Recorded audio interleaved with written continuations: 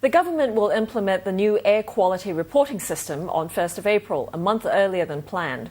Environment and Water Resources Minister Vivian Balakrishnan said this is because the current improvement in air quality, brought on by the rain, could be temporary. The new Pollutant Standards Index will incorporate a sixth pollutant parameter, that is PM 2.5, in its reading. The heavy rains over the past week have been a welcome relief for Singapore, which had just gone through one of the most severe dry spells it has ever seen. But it seems this respite will not last. The haze could return by late March, says the National Environment Agency. Authorities say most climate models are predicting that an El Niño weather pattern may develop over the second half of the year.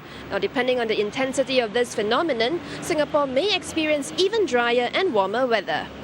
Last June, Singapore experienced its worst case of haze in history when the PSI hit hazardous levels. The question is, will this year be worse? I cannot predict with certainty, but I want to say that because we are worried about an El Niño year, a drier year, and because we have seen that the level of burning in Riau this year was even worse than last year, it means we have to be prepared. We have to prepare for the worst but hope for the best. For this reason, authorities will start using the new PSI a month earlier than scheduled. The new PSI may reflect slightly higher readings since it now incorporates 6 pollutant parameters, including PM 2.5.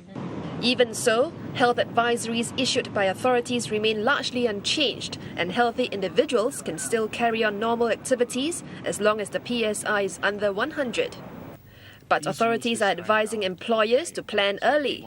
We want you to identify who are your vulnerable employees.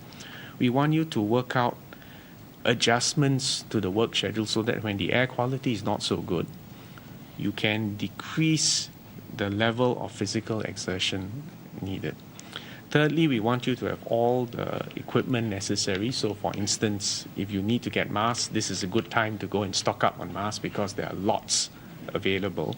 Dr. Balakrishnan reiterated that the government has sufficient N95 masks, 16 million, in its stockpile.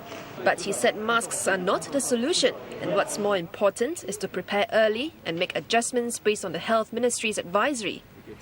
For example, if the air quality worsens when school is in session, Dr. Balakrishnan said schools may keep students in school for a longer period for their safety.